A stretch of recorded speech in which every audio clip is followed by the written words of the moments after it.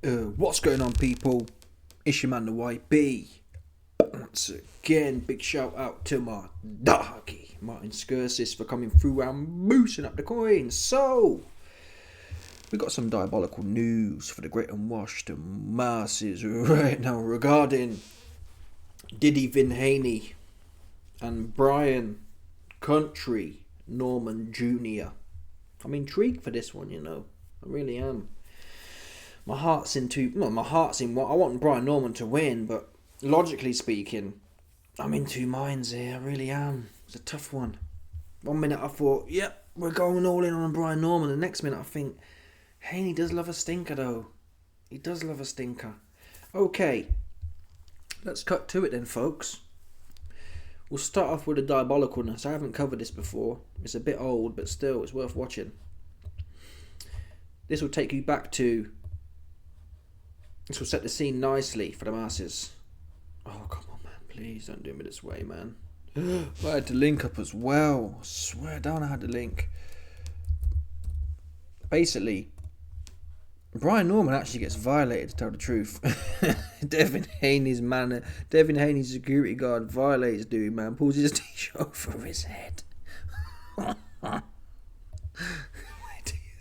It's what I'm telling you, man. They call it victim weight. Yeah, I don't care how much you can box. Yeah, when a grown man, 200 pounds plus lean. Look at this guy. Look, he violated him, man. It's a violation. It's a violation. I swear down right now. It's a violation. Watch this one here. Watch. Yeah, the bell. He did not come to. That's what you say. He did not come to. You don't want to do that. Hey.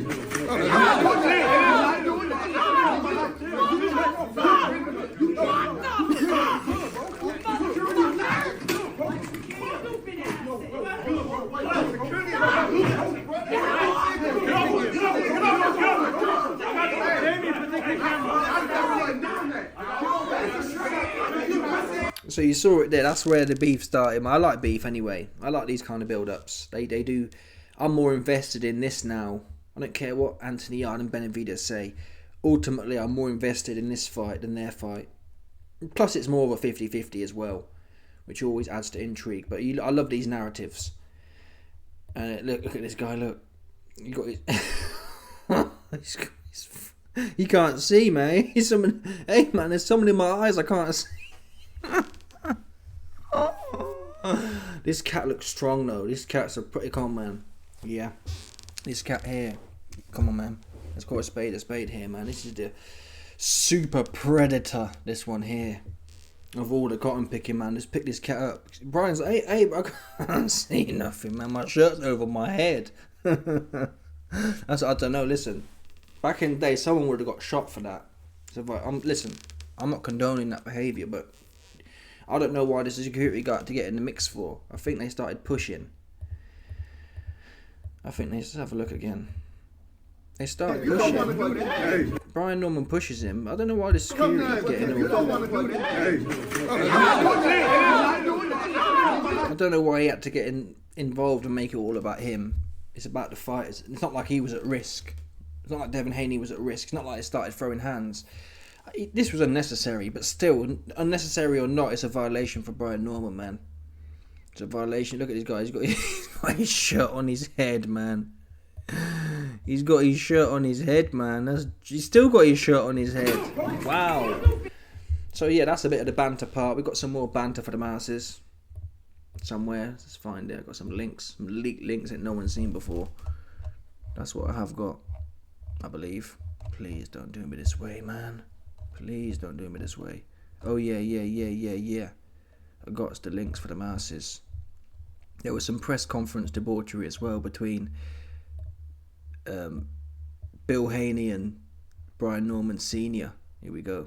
Let's get to having a great night in boxing. The last time social media heard Bill Haney said, I'm going to make my pro debut against let's see right on now. the undercard. Come on, let's see right now. Well, let's go then. What we going to do? What the hell we going to do? Look at it. He high.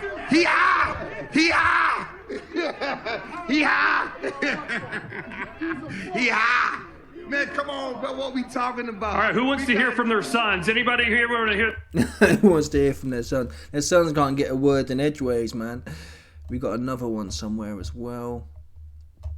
I think it kicks. Is that a longer version? They trying to do all they They trying to get some money from on if you want to put something on the table for me and him to wrestle on this motherfucking stage, then just let it be known and we can get to it. Other than that, let's get to having a great night in boxing. The last time social media heard, Bill Haney said, "I'm gonna make my pro debut against let's see right on the undercard." Come on, let's see right now. Well, let's go then. What we gonna do? What the hell we gonna do? Oh, I love it. I don't know. It titillates the masses at the end of the day. You could, listen, man. I'll be honest. Don't bother doing a press conference if you're going to sit there and jock and jive and shake hands. No, just don't bother. Honest, don't waste no one's time. I'm not trying to hear about, oh, he's a great fighter. We want drama. That's what we want. It builds the fight. It makes you think, I want to see him do what he said he's going to do. I want to see this bad blood play itself out. Bottom line. Oh, well, I'm teaching the younger generation you don't need to be. For you do if you need to sell pay-per-views, which these men don't.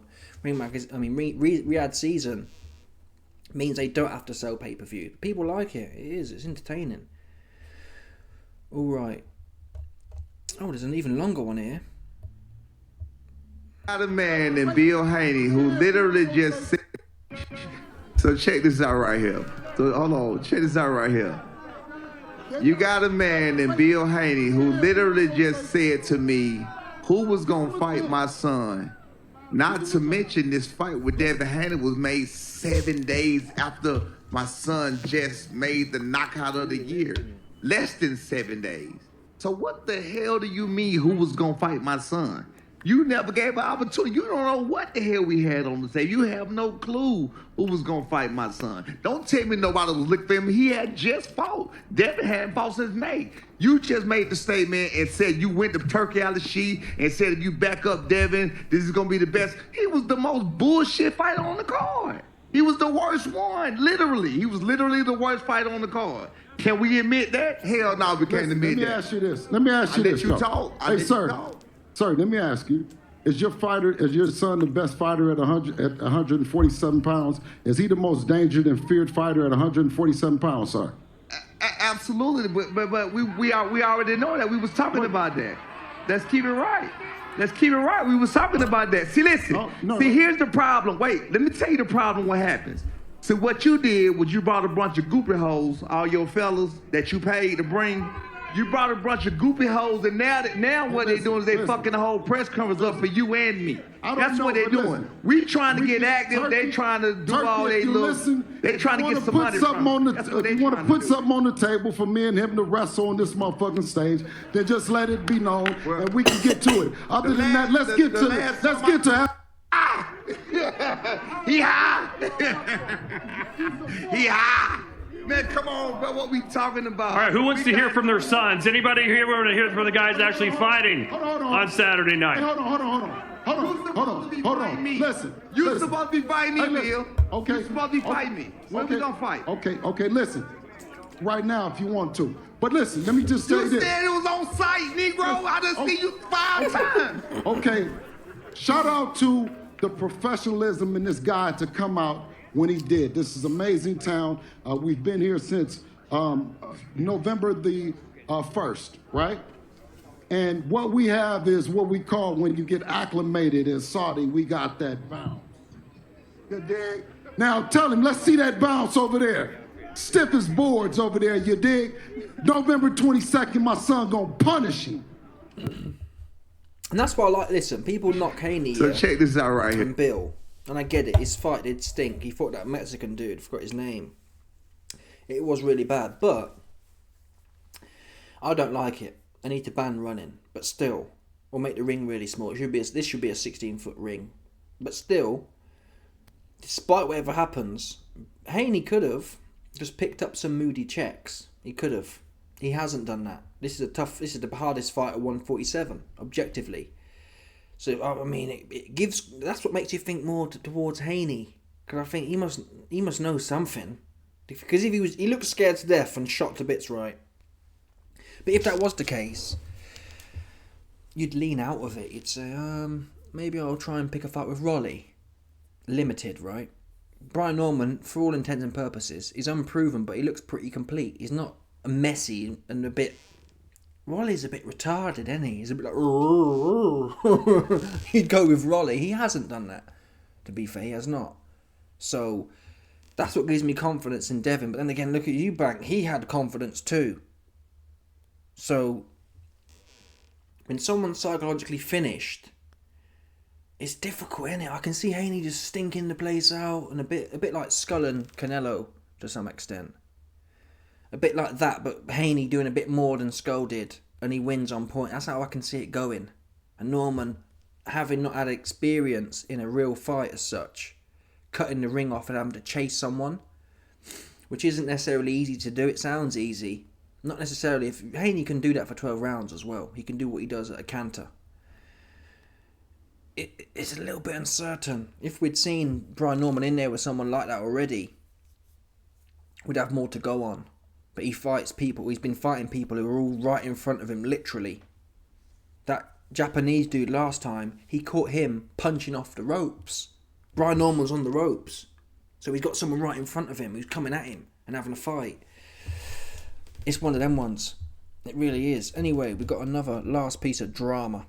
Here we go. I mean, listen, I'm here. I'm here for They don't have no main bounce. event. It's dead over there. Listen. It's dead over there, man. That's It's okay. dead over there. That's okay, but It's there dead it is. over there. There it is. It's dead over there. There it It's dead is. over there. Come on. Dead over there. Come on, tow truck. Hey, dead over there. The only gangster over there is Jolene. Yeah. The only gangster over there is Jolene. Been in the business forever. Thank you, Jolene. Thank you for the opportunity. We came together and made it happen. Hey, dead over there. I'll show you the frames quickly, what they're basically talking about. Bill's interviewing with Radio, whatever his name is, and then Brian Norman Sr. comes over and there's some drama or whatever. So yeah, that's that part done as well. Now let's get to what I've got on. Oh, is there some more beef? Wait there a minute, there might be some more beef for the masses. He got dropped on his head too. He got dumped on his head by 100. He got dropped on his head too. The nigga saw him. Do you want to fight? Yeah. He's saying, do you want to fight? I can't play the video. It's annoying. We can't just do this on this moody telemood.com. He got dropped on his head too. Yo, say that part. I can't hear you over there. Come grab it. Come grab it. Come grab it, nigga. Come grab it. Alright, so there's some debauchery.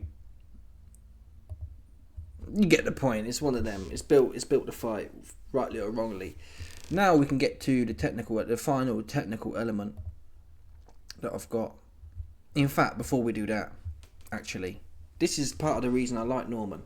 So someone asked Norman to rate. Ever annoy you about boxing when sometimes the fans might see it as like a popularity contest?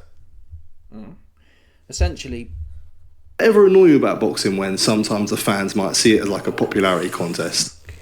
Man.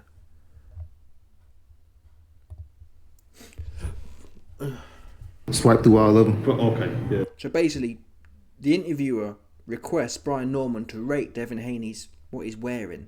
Can you see it? You probably can-ish. You can see Devin Haney's fit there. 1, 2, 3, 4. Yeah. It's 4. It was 4 of them. You recording?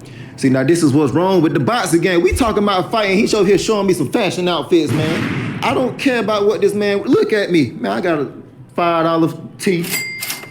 You know what I'm saying? The world is yours. Pants, got some forces on. That's all you need, man. I'm telling y'all, the boxing game tough. We over here talking about fashion. Talk about fashion, man. We talking about fashion. Y'all seen this outfits? Come and rate them things. Man, I ain't finna rate no outfits, man. You're not gonna be your I don't care about no outfit, brother. I'm here to throw hands, and that's it. Throw hands and make bands. It's the one and only. You can't really argue with it. So again, my heart's with Brian Norman, but as I've watched boxing, not that Haney's like Usyk, I'm here to make some minor league coinage when we talk about the gambling situation, right? So I'm thinking about Usyk Dubois an idiot though, but still, he's big and strong. He's gonna stick it on him. That's what makes you think about Devin Haney on points. Now, I'll tell you my plays. They're minor league plays. I have no real conviction here, so I'm taking my own advice from the other weekend. I'm not committing to things I don't really believe in because it's a waste of money. One play I think's worth a punt. Devin Haney to throw the most jabs at 1.83 decimal. So it's an 83% return profit off that. I like the odds of that.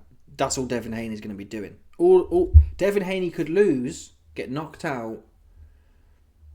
Devin Haney could get knocked out, lose on points, or win on point. Anything could happen, basically. Any outcome could happen, and you could feasibly still win. Devin Haney could throw the most jabs over 5 rounds, right? And then get knocked out, and you still win. So I like this one here. It's quite neutral. It's not biased.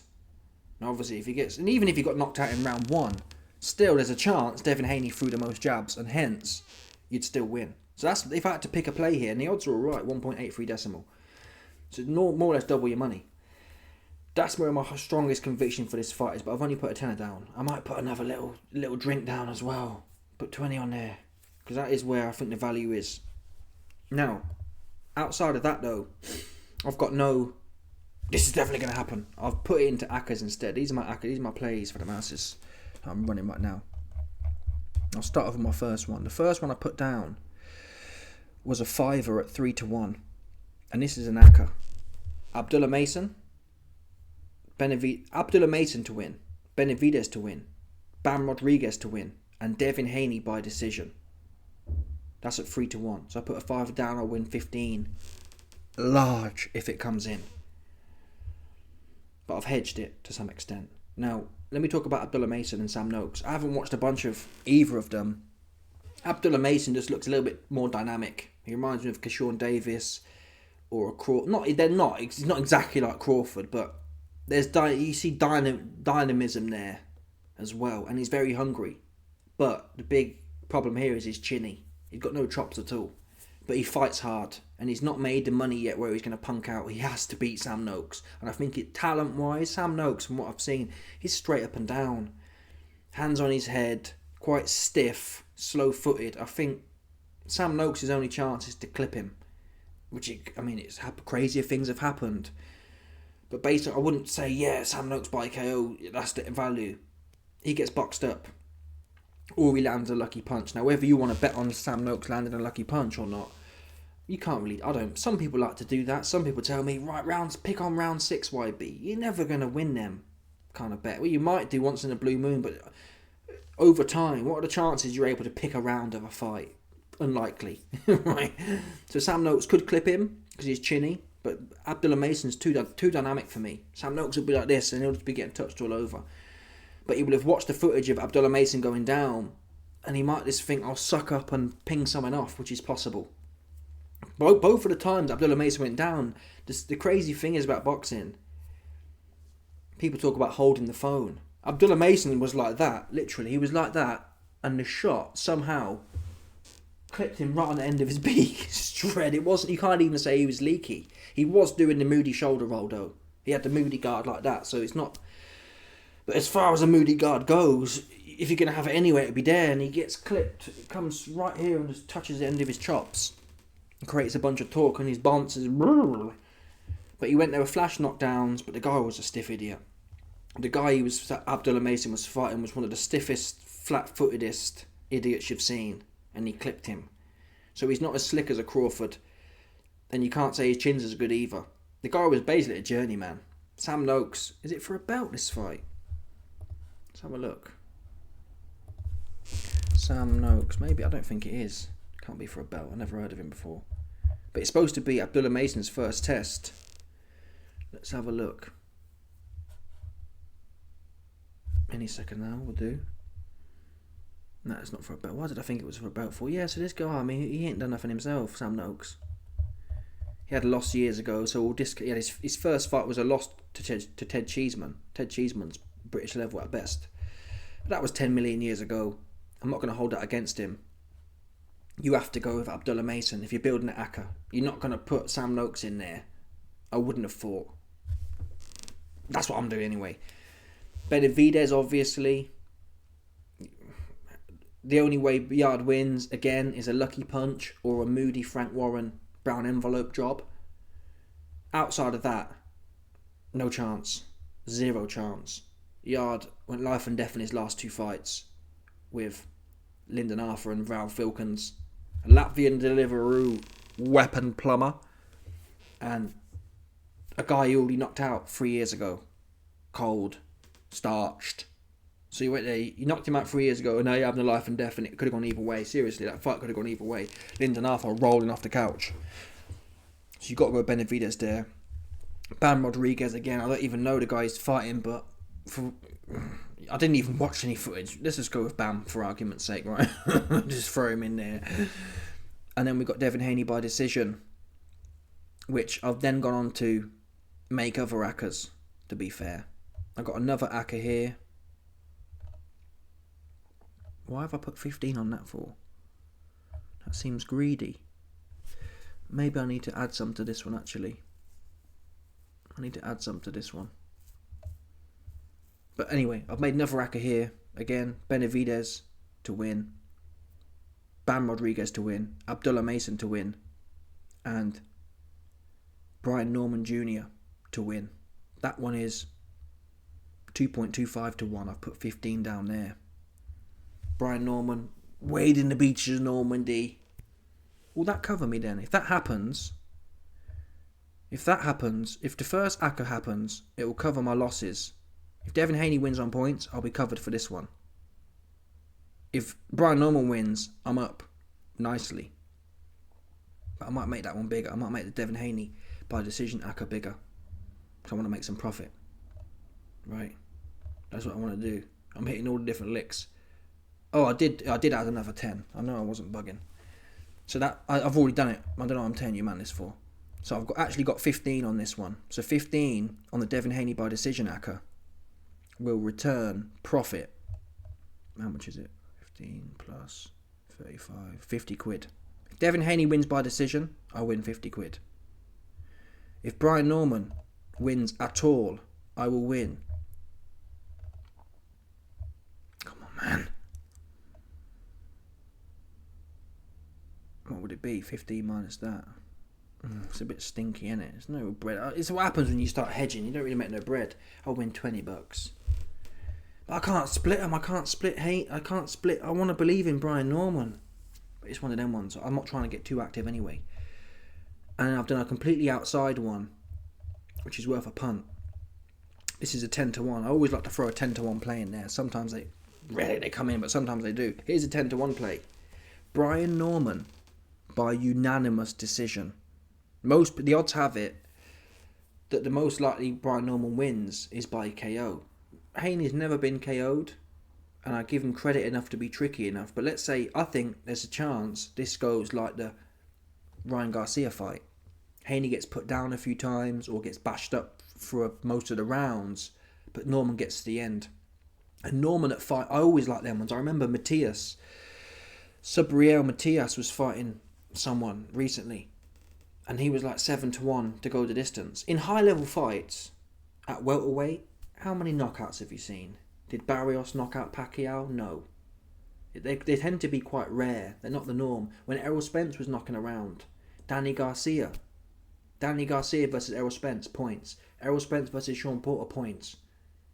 When you have 2 high level guys, the chance of a knockout goes down, and hence, if Brian Norman might be on his arse, he doesn't necessarily knock him out though. So at 5 to 1, you throw it in ACCA with Bam Rodriguez, Abdullah Mason and Benavidez. You put a fiver in and you're up 50. Large. So that comes in, I'm sweet. Because what's his name? Haney by unanimous is 2 to 1. I can see Norman getting boxed up though. I can see Norman getting boxed up.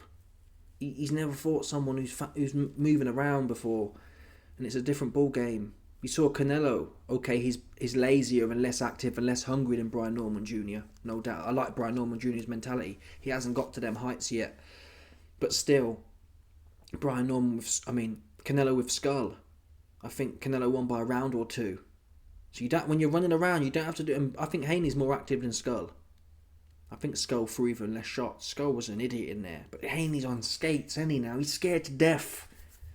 He's scared to death to do anything. Haney is proper like. He's gasping, man. He's gasping. So my heart is with Norman, and even part of my head is with Norman. So I'm leaning more. That's why I've got more on the line for going Norman's way than I have for Haney. But I'm not going to be shocked if it's a 12-round stinker. I heard some idiot saying Haney stops him. Haney will never stop Norman. And actually, one point though, which again gives me caution. The truth is, there's no value here. That's what when you're going back and forth on something, well, obviously everyone has their own way of thinking about things. But in my mind, if I'm going back and forth, I shouldn't really bother it at all. Because what's the point? I like to be committed, but when I'm committed, it don't work anyway. So we'll do a bit of everything here. But I was talking about Haney. Look at Prograis. I think the closest person. Brian Norman's not Ryan Garcia. He's not a tall boxer who's got a rapid left hook check hair trigger like Ryan Garcia. And Ryan Garcia came back like and he probably was off the gear, given how bad he looked against that idiot Rolly, right? So can we discount the Ryan Garcia fight? My point is, Devin Haney has fought world level opposition. Brian Norman has not, unfortunately. So he's going into his first world level fight. He's never fought a runner before. There's so many unknowns there that you have to take a leap of faith with Norman. Will he put his hands up and go really chasing it? Or will he plod around, confused by the movement and getting picked here and there? And even though I'd like to believe in Norman, these days, until I've seen someone storm on the beach in Normandy, these days, it's far too often we see a guy trying to find it, it doesn't come, and they say, oh, he was running, and oh... Do you know, it's easy to sit here when you're out the ring saying, yeah, I'm going to hunt him down. More times than not, they don't. How many cats have we seen? I think, listen, Shakur's better than Devin. But still, how many cats have we seen? We saw that Valdez cat just following Shakur around the ring like an idiot. Haney's not Shakur, and he's shocked a bit. He's scared to death. Scared to death isn't a good place to be. There's similarities here to Devin Haney and Brian Norman and Conor Benn and what's his name? And Eubank here. When you get into a ring scared to get hit, that energy will wear you out. But then he was in there with that Mexican dude, Devin Haney was last time, and he managed to run around like I've never seen before, so he can maintain that panic. Can he do it against overwhelming force? Well, the question is, it's a big circle argument, can Brian Norman deliver the overwhelming force? Ramirez, the guy that Haney fought last time, he was putting the foot pressure on him. Fine. But it didn't get him nothing in the end. He didn't turn Devin Haney into a standing punch bag. So can Brian Norman bring the kind of... He's going to need almost a Chisora versus Usyk type of ferocity. I'm coming in and my hands are going. And I've seen shades of that from Norman, but I haven't seen it. I've seen Norman clip someone and then start wading in. I haven't seen him actually chase a boxer down and just let his hands go. Totally for... I haven't seen that one there. I mean, look at Pitbull Cruz. Pitbull Cruz a few years ago, he fought some guy. What was his name? He fought some outboxer. And he was basically just following him most of the time. And he's known to be someone who will follow and let his hands go. Let me find the guy's name right quick. Pitbull Cruz box rec. And obviously we get cucked. If Devin Haney knocks him out, we're finished. We'll be 60 large for the weekend down. Jose Valenzuela, that was it. Jose Valenzuela was boxing him up. Apparently it was a close fight. I didn't think it was that close, but Valenzuela was boxing him up. And you know what I mean? I think Pitbull's even more of an out-and-out pressure fighter. So, is it best to back the undefeated guy who's on... You can't say Devin Haney's on the way up. He's already... Will he have another peak? We don't know. At this point, no, there's no doubt Devin Haney has peaked. As of today, Devin Haney peaked a year or two ago, and he's fell off a bit. Brian Norman was on the up and up. An undefeated fighter who talks the right game. So far, he's shown the right game against people fighting back with him. he doesn't mind having a fight. Can he have a fight with Haney though? Can he box Haney off? Now there's evidence to that. I've seen Haney, even in his prime, well, Haney boxed up Kambosos. Kambosos, to some extent, is a much lesser version. He's like a 4 out of 10. Brian Norman's a 7 or an 8 out of 10 of that way of fighting. But there's similarities there. What's his name? Kambosos did not get a look in edgeways, did he? Now, that was, however, a prime Devin Haney. A prime Devin Haney versus Brian Norman. You go Devin Haney on points all day. Now, though, he's not a prime Devin Haney. Is what he's not. Same, we can say the same thing. You got Kambosos, and you've got, what's his name? Prograis. Both of them two are the closest thing I can think of to Brian Norman. He had no problem with Prograis at all. Was Prograis shot? Whatever. He did him serious harm, Prograis. Kambosos, no problem at all. And in that second fight, he did Kambosos serious harm as well. You see what I mean? However, that isn't the same Haney that we've got now. This is a post. This is a post. Ryan Garcia gate Devin Haney. However, like I keep saying, you can take the Prograis, you can take the Kambosos. At the same time, though, you can take the Ramirez as well. Ramirez is a pressure fighter whose feet aren't really slow. He's not a plodding pressure fighter like a Pitbull. Pitbull Cruz is a plodding pressure fighter. Much more like Canelo. Valdez is light on his feet trying to find it and he couldn't. See what I mean? So Haney had no problem with Kambosos, no problem with Prograis. And whether we liked it or not, which we didn't, he had no problem with Ramirez either. The scorecard was 118-110, and that's post Ryan Garcia. You see my conflict here. It's difficult to find that Brian Norman's almost going to have some. And even when he got put down by Ryan Garcia, he still got up and fought. He's not a complete punk. He didn't melt down, and you know what I mean. He did manage to. But if Brian Norman clips him, Brian Norman won't let him off the hook, like Ryan Garcia did. Ryan Garcia, he's a joker. He wasn't fit. He wasn't able to finish his dinner. But it's a question of if he clips him. If I knew, if you told me, YB, I've come from the future. The Talmuds have sent me from the great future. And I know Brian Norman clips him in round 3. You go Brian Norman all day. There's no way he don't, similar to Ryan Garcia, rack the rounds up. Do we know that though? Ramirez lost 11 rounds. So this fight for me is straight up 50-50, and that's where the odds are. In fact, I haven't even listened to my own advice. Do you know where the edge is in this fight? Do you know where the edge is in this fight? I've talked about this at length recently. The edge, in terms of the gambling for this fight, is obvious, and I haven't even mentioned it yet. Guess what you do? You wait for the in-game. Seriously. That's what I'm going to do. You wait for the in-game.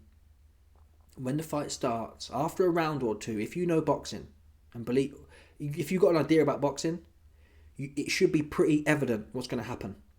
Now, for example, Devin Haney could be boxing his ears off.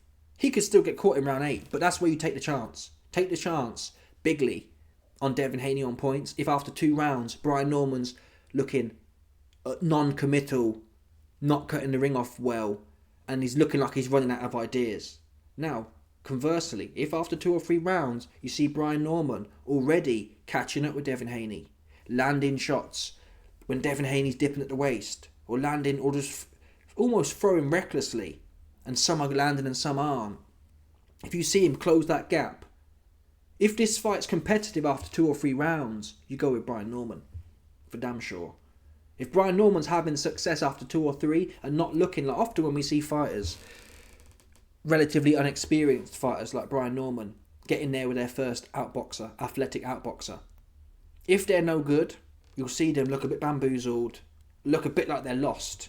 If you're a fighter like Brian Norman, who so far has only really had tear-ups, skillful tear-ups, but that's all you've had is someone standing right in front of you and having a go. And then you get in there and you're like, oh, this guy isn't standing there so I can punch him. How many times have we seen that before? Loads of times. saw it with Kambosos. Lesser fighter, but still Kambosos, like, what do I do now? Even though T.O. is a great example. Yeah, T.O. came to scrap with Kambosos. That brought Kambosos into the fight. Right? T.O. had life and death and lost. That same Kambosos goes in there with Devin Haney, and Kambosos looks lost. That's the difference between, if we assume Teofimo Lopez and Haney are similar levels, your strategy makes all the difference. If you stand there and have a fight with Kambosos, you go life and death. That's a similar level boxer can win 12 rounds against Kambosos and almost stop him. Right? So you got the base of Kambosos, which we can draw parallels with Brian Norman. Brian Norman looked great, right? Brian Norman no doubt would look great with Teofimo Lopez stood right in front of him. You then turn that into Teofimo or Devin Haney running, all of a sudden, that same guy who looked great against Teofimo looks stupid. That's the struggle I've got now. But I'd like to believe Brian Norman's too youthful. But guess what? We don't have to do the pre-game rubbish. We don't have to. We're not obliged to do nothing. We can wait for the first round or two, and the odds won't move that much. Obviously, if Brian Norman clips him in round one, forget about it, because the odds will go mad. But if it's not, if it's competitive, the odds won't move much in round 1 or 2, because most people have their bets on before. So the odds don't start moving unless something dramatic happens. But if you can read a fight, Brian Norman's already on top. Not necessarily knocking him down, but he's already, if Brian Norman's landing early, on gloves or arms, I'll take that. That means Brian Norman's going to win for me. If he's not, and he's standing there, and he's looking like, we just saw it. We just saw Ramirez. If he's trying to get his feet in, and Devin Haney's off, and he's trying to, and there's not, come on, that's what we're doing. That's what I'm going to do. I'm going to wake up live, set an alarm. So listen, I'll be honest, I'm not going to watch Bam Rodriguez. Not interested at all. I'm going to watch 2 fights, I think it is. I might watch Abdullah Mason and Sam Noakes. I might do that. I'm not interested in Bam. I don't know why. I'm not interested in him at all. He's always I don't know. He's always fighting someone I've never heard of. Abdullah Mason's exciting enough, but certainly Haney and Norman and Benavidez and Yard I'll watch, and I'll get up and I'll look at the live. I'll look at the in-game, because Benavidez you could hit a little lick as well. If after 6 rounds, obviously all the Mexican bisexualites, they're gonna have their lob on out for a KO win. You might be able to get some value on Benavidez on points if it goes after 6. Even I don't trust Yard, falls off bad though. Yard falls off in the back straights. I don't think there's no value at all in Benavidez and Yard. But the Devin Haney, Brian Norman one, my advice to you would be don't touch it before. Maybe put a Moody Acker on like I have. But the value will be once the fight starts and we can get a read. Because we just learnt from last week, didn't we? We just learned. I literally just said, don't bother wasting your time. Look at Eubank. Similar, there's parallels there as well between Eubank and Ben.